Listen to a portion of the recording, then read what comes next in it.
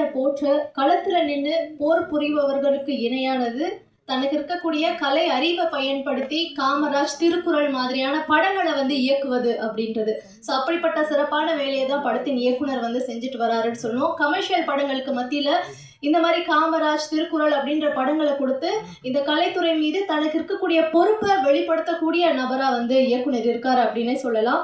திருக்குறளை வெறும் சொற்களில் அல்ல, திரையில் காட்சிப்படுத்தி அறத்தையும் கலையையும் ஒன்றாக இணைத்து காட்டியிருக்கும் திருக்குறள் படத்தின் இயக்குனர் திரு ஏ.ஜே. பாலகிருஷ்ணன் அவர்களை பேசுமாறு அன்புடன் அழைக்கிறோம்.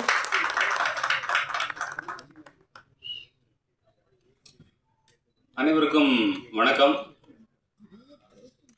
அதாவது குரோசவா சொல்லுவார் ஒரு மோசமான திரைக்கதையை கொண்டு போயிட்டு நல்ல படத்தை எடுக்க முடியாதுன்னு சொல்லுவார். இதுக்கான திரைக்கதையை தான் இதோட சவாலான விஷயமா இருந்தது. அதை செம்பூர் ஜெயராஜ், காமராஜ் அவர் தான் பண்ணார். அவர் ஒரு திராவிட இயக்க போராளி. இந்த படம் உருவான கதையை ரொம்ப சுருக்கமாக சொல்லுவார், ஏன்னா நேரம் ஆயிடுச்சு எல்லாம். ஆமாம். ஸோ அவர் முதல்ல கதையை எழுதினார். அதுக்கு முன்னாடி திருக்குறளே படமாக பண்ணுங்கன்னு ஒரு ஆள் வேண்டுகோள் வச்சார், ஒரு பெரிய பொறுப்பாக வச்சார். இது எப்படி 1330 எப்படி படமாக்க முடியும் அப்படின்ட்டு. அப்போ எங்களுக்கு முன்னுதாரணமாக இருந்து கலைஞருடைய குறளோவியம், எதை ஓவியமாக பண்ண முடியுமோ அவர் அதை புத்தகமாக போட்டாங்க. அப்போ அதுலேருந்து நாங்கள் எது காட்சிப்படுத்த முடியுமோ அந்த குறள்கள்லாம் எடுத்துக்கிட்டு திரைக்கதை உருவாச்சு. அதுக்கப்புறம் இந்த படத்துக்கான பணம் பார்த்தீங்கன்னா அது அதன் போக்கில் வந்தது. இது என்ன, அதாவது இதில் எந்த சிரமமும் எனக்கு இல்லை. வாழ்க்கையில் பல விஷயங்கள் அதன் போக்கில் தான் அது நிகழும். நான் அப்படி தான், நான் ஒரு இறை நம்பிக்கை உள்ளவனும் அந்த மாதிரி கூட கிடையாது. எல்லாமே சரியாகவே அமைஞ்சது.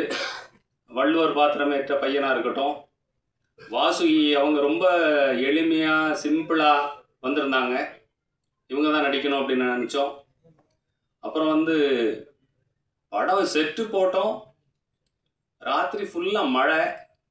செட்டுக்குள்ளே 2 இன்ச்சு தண்ணி நிற்கிது முதல் நாள் ஷூட்டிங்கில். எல்லோரும் கலங்கிட்டாங்க. ஆர்ட் டைரக்டர் என்ன சார் என்ன பண்ணுறது அப்படின்னாரு. நான் சொன்னேன், விவசாயி நட்டுட்டு வருவான், மழை பெஞ்சு எல்லாம் மூழ்கி போயிடும். நம்ம சினிமா எடுக்கிறோம், தண்ணியை வெளியே தள்ளிட்டு படம் ஷூட் பண்ணுவோன்னு சொல்லிட்டு ஷூட் பண்ணோம். அதெல்லாம் எங்களுக்கு இந்த அம்மா சொன்னாங்களே, இடும்பைக்கு இடும்பை, அந்த குரல் தான் ஞாபகத்துக்கு வந்தது. ஸோ அந்த மாதிரி படம் முடிஞ்சது. அப்புறம் இளையராஜா கிட்ட போனோம். அவர் படத்தை பார்த்துட்டு அவருக்கு ரொம்ப பிடிச்சிருந்தது. பிடிச்சிட்டு அதை முடிச்சு கொடுத்தாங்க அந்த படத்தை. இப்போ இந்த படத்துக்கு ரொம்ப முக்கியமான ஃபண்டர்ஸ் 2 பேர். விஐடி விஸ்வநாதன் ஐயா ரொம்ப சிக்கனமான மனிதர். அவர் இதுக்கு உதவி பண்ணார். மதுரை டிபி ராஜேந்திரன் உதவி பண்ணாங்க. இதோட முதல் இந்த நிகழ்ச்சிக்கு யாரை கூப்பிடலாம் அப்படின்னு பார்க்கும்போது, நீங்கள் சமூக போராளிகள் அப்படின்னா 19ஆம் நூற்றாண்டில் அவர் இருந்தார், 18ல் அவர் இருந்தார், 15ல் இவர் இருந்தாருன்னு சொல்லுவீங்க. நிகழ்காலத்தில் போராடக்கூடிய ஒரு போராளி, மனித உரிமைகளுக்காக போராடக்கூடிய ஒரு போராளி. ஜெயமோகன் எழுதியிருந்தார். தருமபுரி மாவட்டத்தில் எவனா ஒரு அழுக்கு வேஸ்ட் கட்டி போனால் ராத்திரி போலீஸில் கொண்டு வச்சுருவாங்க. திருமாவளவன் வந்ததுக்கப்புறம் அந்த கைதுகள் குறைந்தன. அவர் செல்ல வேண்டிய உயரம் இன்னும் அதிகமாக இருக்கு. சொல்லப்போனால் அவர் வரும்போது காமராஜர் ஆட்சியின் ஒரு பகுதியை கட்டாயம் தமிழகத்துக்கு தருவார் என்ற நம்பிக்கை எனக்கு இருக்கிறது. அதனால் அவரை கூப்பிடணும்னு நான் மனப்பூர்வம். அவர் கூட எனக்கு பெரிய அறிவு. மூப்பனாரையா அலுவலகத்துக்கு வருவாங்க அவங்க வளர்ந்து வர்ற காலத்தில். அப்போவே அவர் மிக அறம் சார்ந்த ஒரு மனிதர், படிப்பாளி. நான் பேச வேண்டியதில் நம்ம படத்தோட ஹீரோ பேசிட்டாரு. அதனால் எனக்கு ஒரு பாயிண்ட் தான் மிச்சம் இருந்தது. அதனால் அவர் கூப்பிட்ட உடனே எந்த மறுப்பு தயக்கம் எதுவுமே காட்டலை. அவர் வந்தாங்க. மற்றும் வந்திருக்கிற அனைவருக்கும் எனது நன்றி. இந்த நிகழ்ச்சி தொகுத்து வழங்குற தங்கைக்கும் மிக்க நன்றி. இதில் தனலட்சுமி வாசுகியா நடிக்கிற பெண் முதல் படம். அவங்களுக்கு வாழ்க்கையில் முன்னுக்கு வரணும், இந்த துறையில் ஜொலிக்கணும் அப்படின்னு அவங்க எடுத்துக்கிற முயற்சிகள் ரொம்ப ஜாஸ்தி. லொக்கேஷனில் அவங்க டைமெல்லாம் எந்த விதத்திலும் வேஸ்ட் பண்ணலை. கலைச்சோழன் மட்டும் கொஞ்சம் திட்டு வாங்கினார். ஏன்னா அவரே ஒரு டைரக்டர். ஆமாம், அதனால் மற்றபடி எல்லாம் சுமூகமாக நடந்தது. உங்களுக்கு எனது மனமார்ந்த நன்றி, வாழ்த்துக்கள், வணக்கம். விருந்தினர்கள் மற்றும் இன்றைக்கு இந்த ஆடியோ லான்ச் ரொம்ப சிறப்பாக நடக்குதுன்னா அதுக்கு உறுதுணையாக யாரெல்லாம் இருக்கீங்களோ அத்தனை பேருக்குமே வந்து திருக்குறள் படக்குழு சார்பாக எங்களுடைய நன்றிகளை வந்து தெரிவிச்சுக்கிட்டு இந்த விழாக்கு உங்கள் அனைவரையும் வருக வருக என மனதார அன்போடு வரவேற்கிறோம். தற்போது நிகழ்ச்சியின் துவக்கமாக பேசுவதற்காக இந்த படத்தில் மிக முக்கியமான கதாபாத்திரத்தில் நடித்திருக்கக்கூடிய அவருக்கான பாடலையும் பார்த்தோம். ட்ரெய்லர்லேயே அவருக்கு உண்டான காட்சிகளுமே அடங்கியிருந்தது. திரு குணா அவர்களை பேசுமாறு அன்புடன் அழைக்கிறோம்.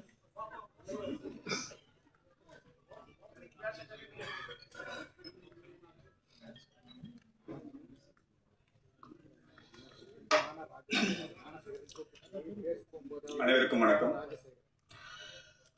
என்னோட பேரண்ட்ஸ்க்கு நன்றிகள், இறைவனுக்கு நன்றி, இயற்கைக்கு நன்றி.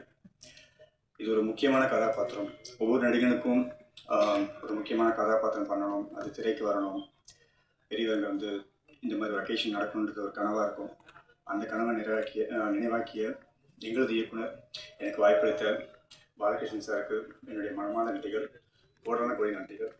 மறக்க முடியாத நாள் எனக்கு. சரி, மேடையில் அமைந்திருக்கும் அனைத்து பெரியவர்களுக்கும் நன்றி. இது எனக்கு முதல் பேச்சு, ஏதோ தவறு பண்ணுற ஒரு கான்ஷியஸாக இருக்குது. ஸோ அதனால் என்னுடைய நன்றிகளையும் வணக்கங்களையும் ஏற்றுக்கோங்க. இந்த விழாவை சிறப்பிக்க வந்ததுக்காக என்னுடைய நன்றிகள். படத்தை பற்றி சொல்லணும்னா, இது ஒரு காவியமாக தான் நான் பார்க்குறேன். எங்கள் குழு அனைவரும் இந்த படத்தை பார்த்துட்டோம். ரொம்ப சிறப்பாக வந்திருக்கு. மேடை பேச்சுக்காக சொல்லலை, ஒரு ஃபீல் குட் மூவி. உலகத்தில் இருக்கிற ஒவ்வொரு தமிழர்களும் கண்டிப்பாக பார்க்கணுன்னு நான் இப்போது ரிக்வெஸ்ட் பண்ணிக்கிறேன். ஏன்னா அப்படிப்பட்ட ஒரு மெசேஜ் திருவள்ளுவர் வந்து நம்ம கேள்விப்பட்டிருக்கோம், புத்தகத்தில் படிச்சிருக்கோம். அவர் வந்து என்ன பண்ணியிருப்பார், அவர் எப்படி வாழ்ந்திருப்பார், அந்த சூழ்நிலைகள் எப்படி இருக்கும், இதெல்லாம் வந்து கற்பனையாக இருந்தது. படம் பார்க்கும்போது எனக்கு ரொம்ப வியப்பாக இருந்தது. ஏன்னா கதை ஃபுல்லாக தெரியாது, என்னோடய கேரக்டரைசேஷன் மட்டும் தான் தெரியும். படமாக பார்க்கும்போது ரொம்ப இன்ட்ரெஸ்டிங்காக இருக்குது. நீங்கள் அனைவரும் படத்தை பார்க்கணும், தியேட்டருக்கு வரணும். தமிழர்கள் மட்டும் இல்லாமல் உலகத்தில் திருக்குறளும் திருவள்ளுவரும் தெரிஞ்ச அனைவருமே இந்த படத்தை ஒரு முறையாக பார்க்கணும். என்னோட தாழ்மையான வேண்டுகோள். பத்திரிகை நண்பர்கள், ஊடக நண்பர்கள் அனைவருக்கும் நன்றி. இந்த படத்தை கொண்டு போய் மக்கள்கிட்ட சேருங்க, சினிமா விரும்பிகள்கிட்ட சேருங்க. So that's all about it. Thank you so much Guna Babu. And எங்களோட டீமில் உழைச்ச எல்லாத்துக்குமே நன்றி. உதயகுமார் அண்ணா, ஜெயராஜ் அண்ணா, மகேஷ் அண்ணா and Edwin sir, editor Vinoth, முக்கியமாக இளையராஜா சார். என்னுடைய வாழ்க்கையில் முதல் படம் ஹீரோன்னு சொல்கிறத விட ஒரு லீட் ரோல். படம் பார்த்தீங்கன்னா தெரியும். இளையராஜோட மியூசிக்கில் பண்ணுறதுன்றது ஒரு அபூர்வமான விஷயம். எனக்கு அமைஞ்சது. ரொம்ப நன்றி சார். சார் சீரியஸ்லி ரொம்ப thanks sir. Thank you so much.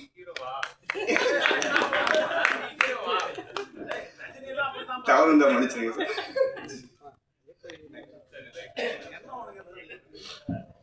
Thank you sir, thank you so much and வாழ்த்துக்கள். அடுத்ததாக இங்கே வந்து பேச போகிறவரை இது வரைக்கும் இந்த கதாபாத்திரத்தில் நம்ம பார்த்ததே இல்லை. புத்தகங்களை தான் நம்ம படிச்சிருக்கோம், புலவர் பெருந்தலை சாத்தனார் அப்படின்ட்டு. இவர் இந்த கதாபாத்திரத்தில் எப்படி நடிச்சிருப்பார் அப்படின்ட்டு கொஞ்சம் மலைப்பாகவே இருக்குது. ஏன்னா நம்ம விஷுவல்லையும் அவரை பார்க்கலன்னும் போது கொஞ்சம் சஸ்பென்ஸாக தான் இருக்குது. வாங்க கொட்டாச்சி சார், பல கதாபாத்திரங்களை அவரை பார்த்தாச்சு, படத்துக்காக நம்ம வெயிட் பண்ணுவோம் அப்படின்னு நினைக்கிறேன். ஒரு சில வார்த்தைகள் பேசுமாறு கொட்டாச்சி அவர்களை அழைக்கிறோம்.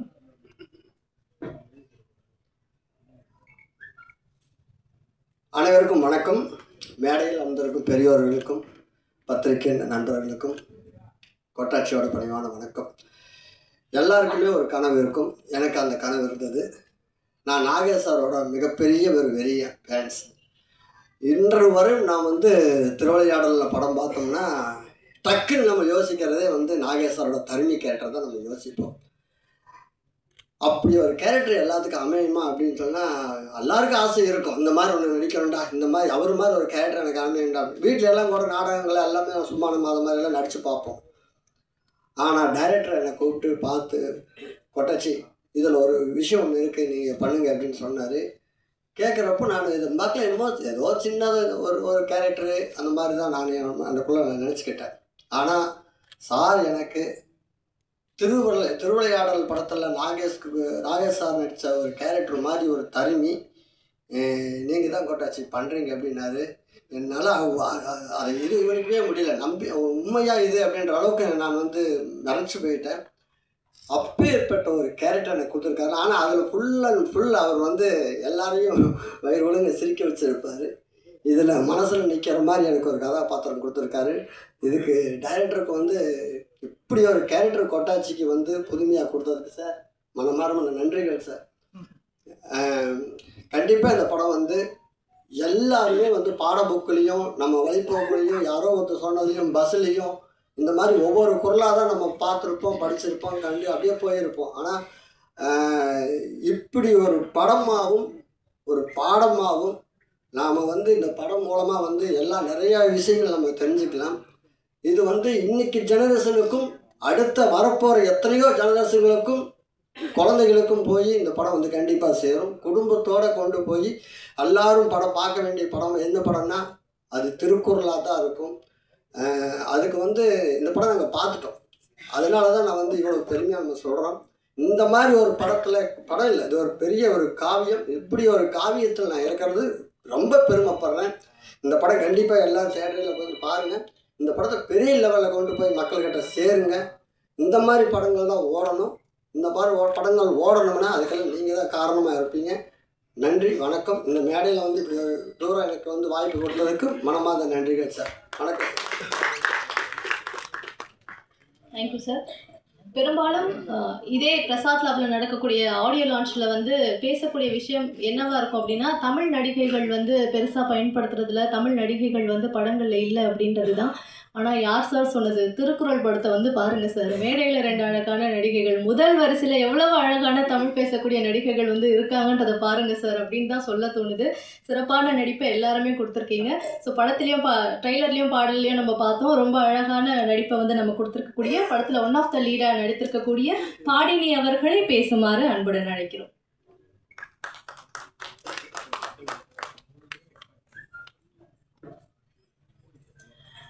அனைவருக்கும் வணக்கம். இங்கே மேடையில் இருக்கக்கூடிய அனைவருக்கும் வணக்கம் சார். ரொம்ப நன்றி. இந்த திருக்குறள் மூவி வந்து எனக்கு ஃபர்ஸ்ட் டைம் அவங்க அப்ரோச் பண்ணப்போ லைக் ரியலி எனக்கு இப்படிப்பட்ட ஒரு படைப்பில் நான் ஒரு பார்ட்டாக இருக்க போகிறேன்னா அப்படின்ற ஒரு கொஸ்டின் மார்க் தான் இருந்துச்சு. அதை நான் எப்படி பண்ண போகிறேன், அந்த கேரக்டர் நான் இதில் வந்து பவளக்கொடி அப்படின்னு சொல்லி ஒரு கேரக்டர் பண்ணியிருக்கேன். It's a beautiful character. Hopefully நான் ஜஸ்டிஃபிகேஷன் கொடுத்துருக்கேன்னு நம்புகிறேன். ஸோ என்னோடய பேரே பாடினி குமார் தான். ஸோ தமிழ் பேர் வச்சுருக்க தமிழ் பேசக்கூடிய நடிகைனா என்னை கூட்டிகிட்டு வந்து திருக்குறள் தமிழ் மூவியில் என்னை போட்டதுக்கு எனக்கு ரொம்ப டைரக்டர் சாருக்கு ரொம்ப நன்றி சார்.